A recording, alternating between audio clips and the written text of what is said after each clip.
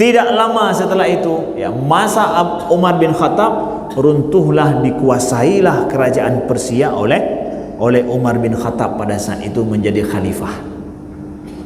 Ketika kemudian baju-baju dan mandum harta kekayaan raja meletak baju yang pakai mahai datang. Ci memang raja otoriter, ci kekayaan ro, gemihana kekayaan ro hana je ke raja. Nyau ukuran.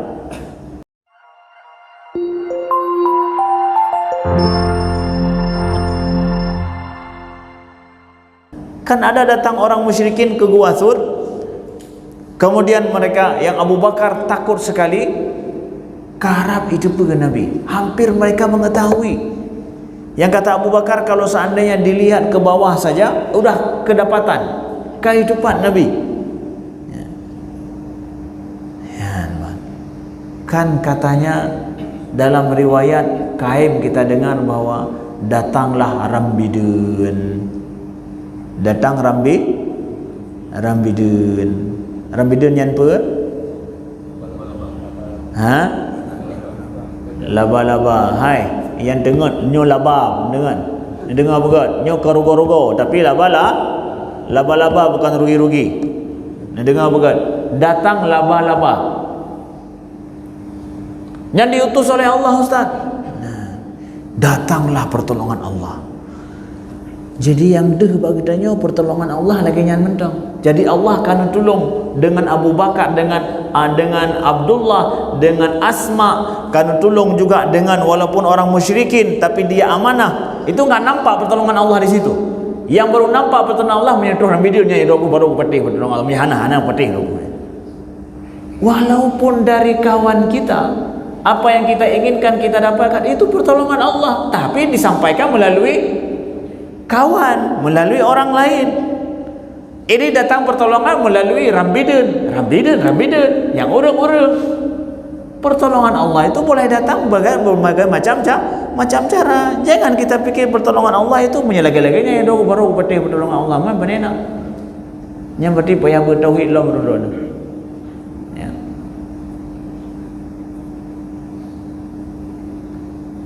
Orang-orang yang berjuang demi agama Allah harus banyak belajar dari sini. Maka pada saat kemudian, ya betul, misalkan datangnya laba-laba, Nabi di dalam gua bersama Abu Bakar khawatir, takut sekali.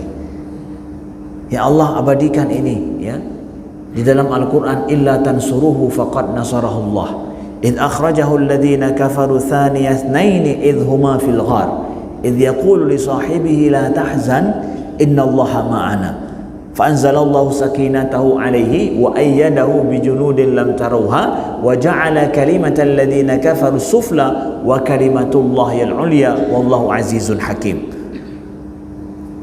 Maka dalam kondisi yang seperti itu Nabi mengatakan kepada Abu Bakar, la tahzan, jangan engkau bersedih, innallaha ma'ana, jangan engkau bersedih, sesungguhnya Allah bersama kita. Abu Bakar yang khawatir dan takut, Nabi yang tenang dan tersenyum mengatakan, la tahzan, jangan engkau bersedih, Allah bersama dengan kita. Pertanyaannya, kok santai sekali Nabi mengatakan itu? Kenapa enggak innallaha ma'ana dari tubik dari rumah ke innallaha ma'ana laju tajak buat jalan hana payah tom-tom. Ya, enggak perlu sembunyi, jalan terus kita di jalan innallaha ma'ana. Abu Bakar kena ya tu, atu unta kena duit dekat lon, innallaha ma'ana, berangkat laju hana masalah. Bahkan mungkin dah dengar cerita bahawa nya mumak jarolon pet mata bek belu-belu yang ndru wate nya punya bek pet wate pet mata berangkat laju katuh Madinah.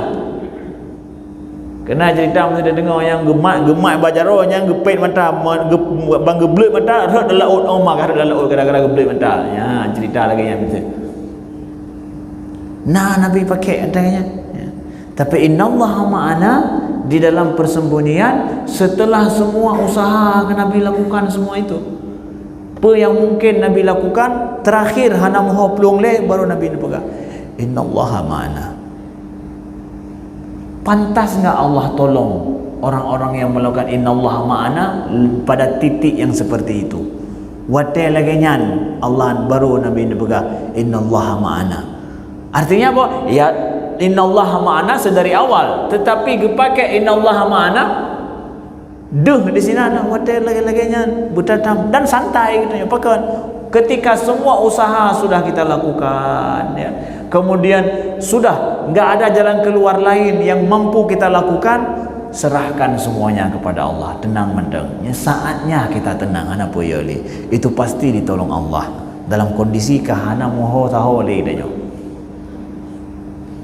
Kira-kira kalau sudah demikian usahanya, pantas nggak orang itu ditolong Allah langsung? Pantas nggak? Bahkan dengan cara yang nggak disangka, pantas sekali. Maka jangan kita pakai innallaha ma'ana untuk tatuk tanya berada tu. Inna tenang mentang innallaha ma'ana, but apa tan lo. Ya. Tak pun hana tak apa, tapi kata berkata innallaha ma'ana, tenang mentang. Innallaha ma'ana. Kalau kita pakai innallaha ma'ana lagi Nabi pakai bak tempatnya, Allah akan bantu dengan cara jelas. Nah, maka bagi siapa saja yang berjuang dalam dunia ini lillahi ta'ala, demi Allah, dalam perjuangan Islam, sesungguhnya Allah akan menolong. Allah akan menolong. Pertolongan Allah itu boleh datang melalui banyak macam cara, melalui usaha kita. Pada saat nanti kita usaha yang keras, usaha yang rajin, ternyata mentok juga, hana datang pelung le, tenang, jangan putus asa. Itulah orang mukmin. Akai orang mukmin lebih daripada akai orang kafir. Orang kafir akalnya pada saat semua sudah dia rancang, kemudian terjadi di luar daripada apa yang dia perkirakan, itu mereka putus asa. Orang mukmin enggak. Ketika terjadi di luar daripada yang mereka pikirkan, saatnya mereka tersenyum.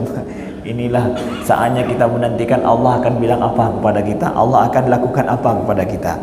Saatnya mereka tersenyum. Bukan putus asa, kita sedang menanti Allah akan memberikan apa untuk kita. Ya. Pasti itu dengan cara yang tidak kita sangka-sangka, betul? Maka Nabi juga begitu. Kita beliau dapatkan, Ramadan kah, macam-macam, mirah peti, yang mana? Cerita dah dengar. Yang pegah Nabi kata tahu? Yang pegah Nabi, menyalai di pesawat Nabi, yang pegah Nabi tahu. Tijak putih, cara dah urun. Ya. Yang pegah Nabi dalam buah tahu? Cicak putih. Yang lalih pandai riwayatnya. Yang pegah Nabi cicak putih, bukan. Punya putih. Dah pegah. Cicak putih yang pegah Nabi. Man kali pegah-pegah ni tupat man. Menyai tupat Nabi li awak Quraisy dipegah cicak putih, betul berarti salah cicak putih. Itu tupat Nabi. Man putih hanai tupat lah man naik pegah cicak putih. Tanah hanai pegah, ana salah cicak putih, urun daun yang salah. Nah. Nyan riwayatkan Israiliyat, lebih daripada Israiliyat, Asyhiyat hang. Ya, menan syaitanun yang dimuliakan Allah, ya. Nah, kita lihat. Kemudian takalon Nabi sudah membayar mahal. Siapa? Abdullah bin Arqad melalui jalan yang tersembunyi lagi. Tetapi kan di situ akhirnya beliau melewati jalan tersebut. Ada enggak yang mengetahui dan mengejar Nabi di jalan yang tersembunyi itu, jalan yang jarang sekali orang pakai untuk pergi ke Madinah? Nah yang lihat Nabi, nah yang tanya Nabi, ada yang mengetahui Nabi lewat jalan situ? Ada akhirnya. Walaupun Nabi bersembunyi di dalam gua Sur, hampir mereka ketahui. Lewat jalan tersembunyi juga ada yang mengetahui. Siapa? Surakah. Pada saat orang kafir Quraisy di Mekah sudah putus asa, awaknya kah hana kabeh sweeping bantamonya. Sweeping 3 hari 3 malam mereka sweeping, enggak dapat. Tahu sweeping? Tahu enggak sweeping? Ini bahasa Inggris, bahasa Amerika. Orang Aceh tahu sweeping. sangat tahu sangat, bahkan mendum-dum mati dia berkata sweeping nam-nam-nan dia berkata sweeping ron-ron mau punya nam-nam-nan dia berkata sweeping berarti generasi sweeping tapi anak-anak muda yang enggak tahu sweeping dan enggak merasa apa-apa berarti kalian bukan generasi sweeping ya. Nah, jadi orang Quraisy pada saat itu akhirnya buat iklan besar-besaran, siapa yang menjumpai Muhammad, mendapatkan Muhammad, maka dapat 100 onta. Rayu dah hadiah 100 onta, mau menyerta belum onta ini atau yang nawa haji runduan pesawatnya yang nawa haji, yang ban haji ya. Paduk sama onta saatnya. Tak pegah laju, per 25 juta ya. Onta yang gad ya, bahkan 50 juta pinajin. 25 juta, man 25 juta, 30 onta paduk. Waktu 50. Mam punya 30 onta kau paduk miliar. Ya. 2 miliar setengah. 2 miliar setengah ada berapa? Untuk harga asalnya 2 miliar setengah. Nah, rayu dah. Nah, Surakah ya. Surakah yang itupat dan jalid Nabi sallallahu alaihi wasallam. Leh Nabi bahasa gedanya geilah daya ke sondro ke dempa kabeh peng belanja long ke untuk ke sewa orang lewat jalan yang enggak biasa. Nah, ketahuan juga sama Surakah. Nah, Surakah mengejar Nabi dan Abu Bakar melihat dari belakang ada yang penunggang kuda makin lama nampak titik hitam. Beliau lihat nampak titik hitam, tapi titik hitam bergerak karena saking jauhnya bergerak terus. Kaya beliau nyosang lagi orang yang lihat Abu Bakar kejak dari likut. Nabi ejak ke Abu Bakar dari belakang. Ya, kanan kiri. Kenapa? Kalau Nabi dipanah dari belakang, kalaulah betul itu jangan sampai kena Nabi. Ya, kasusah. Nah, ternyata makin lama makin mendekat terus. Makin rayut titik hitamnya deh je memang lagi orang, memang betul orang. Ternyata betul mengikuti Nabi dan yaklid Nabi. Sedangkan Nabi dengan Abu Bakar memakai onta. Mangan dengan kuda, pandai tidak pelung nama. Ya. Nah, disitulah Nabi berdoa, mengangkat tangan. Ya Allah, lindungilah kami dengan cara yang Engkau kehendaki dan dengan siapa yang Engkau kehendaki. Geling palit Nabi sallallahu alaihi wasallam. Kita tahu onta daripada Surakah terperosok, makin dekat terperosok lagi, tersungkur jatuh. Begitu bangun ontanya begitu bangun kudanya terperosok lagi, jatuh lagi. Semakin mendekat dia, semakin kudanya enggak bisa jalan. Itu pertolongan Allah bukan? Itu pertolongan Allah. Yang ada gaib yang aman juga pertolongan Allah. Gaib yang aman bagi Nabi itu pertolongan Allah. Yang begini juga pertolongan Allah. Bedantang lagi nyoman tang pertolongan Allah, menyebunuh golong. Pertolongan Allah juga ya. Terperosok untanya. Pantas enggak Allah menolong Nabi sampai seperti itu? Setelah Nabi bersembunyi, kagak hire orang, kesewa orang, lewat jalan yang enggak biasa lagi. Tapi ternyata ketahuan juga. Udah itu di luar prediksi kita, di luar hilah daya kita. Di luar hilah daya kita. Pada saat itu maka doa pun akan mustajab. Kita belajar dari kisah perjuangan Nabi, saat itu doa juga mustajab. Kenapa Ustaz berani bila doa mustajab? Kita disuruh ikut Nabi. Nabi kita lihat doa beliau mustajab, dalam kondisi seperti itu sudah mustajab.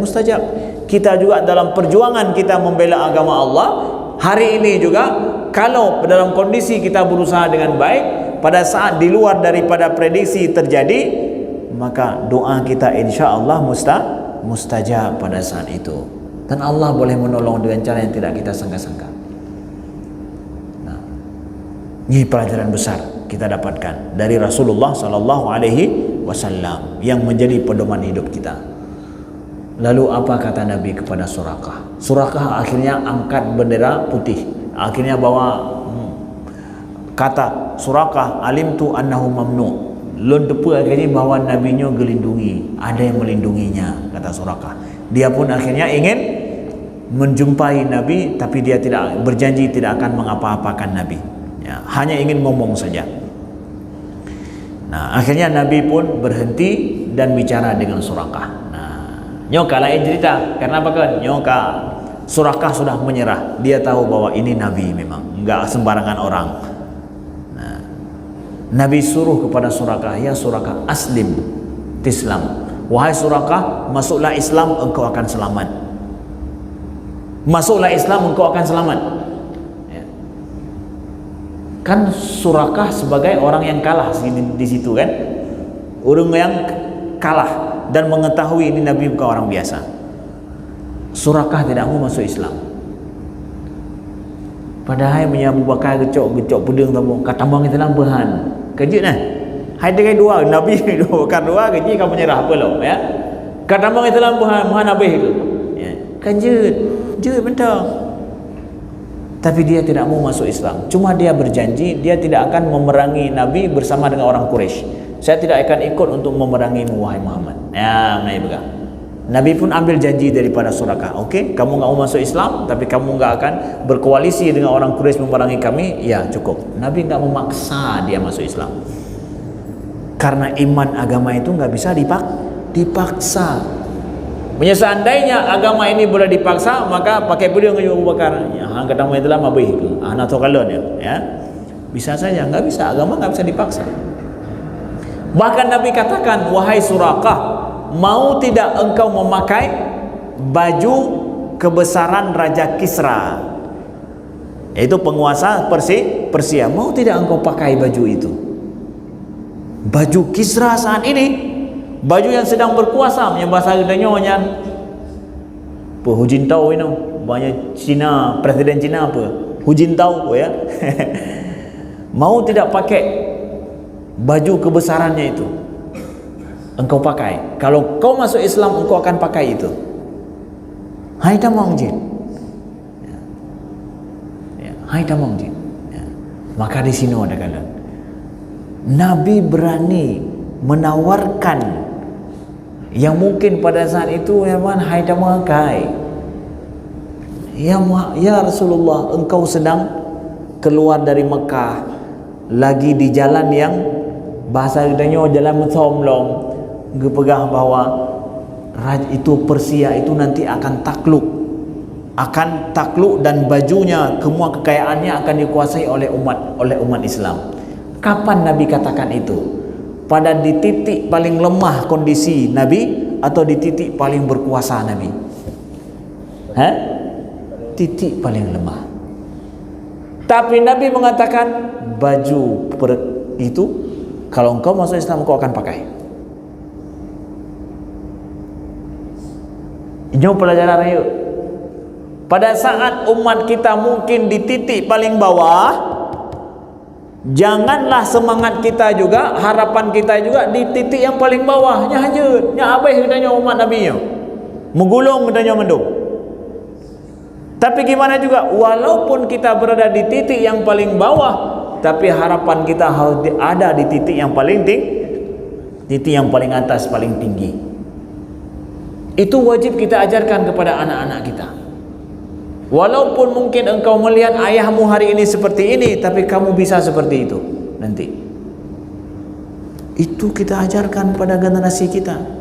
Mungkin kalian melihat hari ini orang-orang Islam banyak yang miskin-miskin, keterbelakangan secara teknologi, enggak banyak orang kaya. Tapi anakku, cucuku, kalian akan melihat engkau masih hidup nanti, yang kaya raya itu orang-orang Muslim, yang hebat-hebat itu dan cerdas-cerdas itu, pencipta, inventor sana sini itu orang Muslim. Engkau akan lihat. Dan mungkin daripada keluarga kita akan ada nanti. Tanamkan itu kepada anak-anak kita. Orang yang membela agama Allah itu, kalau semangat di dalam diri orang yang membela agama Allah aja udah enggak ada harapan baik, gimana di luar? Bagaimana dengan yang lain? Nah, ini pelajaran penting. Lalu, apakah terjadi enggak harapan Nabi ini? Wafat Nabi SAW, apakah Persia itu runtuh, dikuasai oleh umat Islam? Enggak. Sampai Nabi wafat, Persia masih kuat, Romawi masih kuat. Tapi takdir Allah, pada masa khilafah Umar bin Khattab. Ya, pada saat terjadi pertama adalah perang Al-Qadisiyah, menang, yang dipimpin oleh Sa'ad bin Abi Waqqas. Menang Al-Qadisiyah. Qadisiyah menang, itu adalah Irak dikuasai, pintu untuk menguasai Madain. Madain itulah ibu kotanya Persia. Tidak lama setelah itu, ya, masa Umar bin Khattab, runtuhlah, dikuasailah kerajaan Persia oleh Umar bin Khattab pada saat itu menjadi khalifah.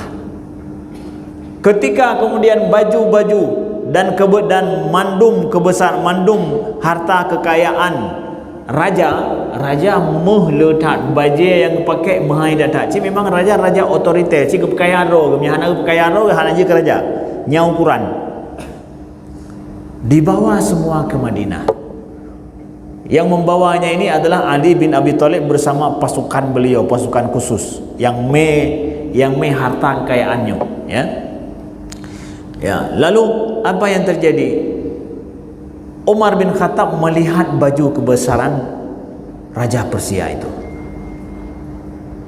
Siapa yang beliau ingat? Nyanda, ya. Siapa yang beliau ingat?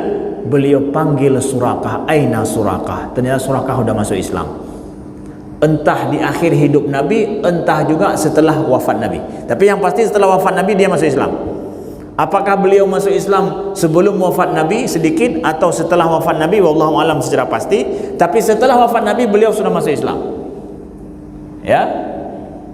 Dipanggil oleh Umar bin Khattab, aina Surakah? Aina Surakah? Di mana Surakah? Di mana Surakah?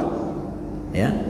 Dengan berlinang air mata, Umar bin Khattab memakaikan baju kebesaran itu kepada Surakah dan beliau katakan, ini adalah janji nabimu kepadamu.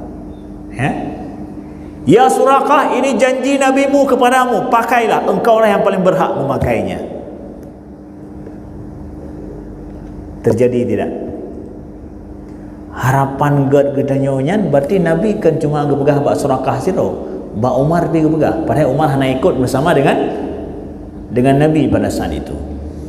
Abu Bakar menceritakan itu kepada sahabat yang lain, bahwa Nabi menjanjikan itu kepada Surakah.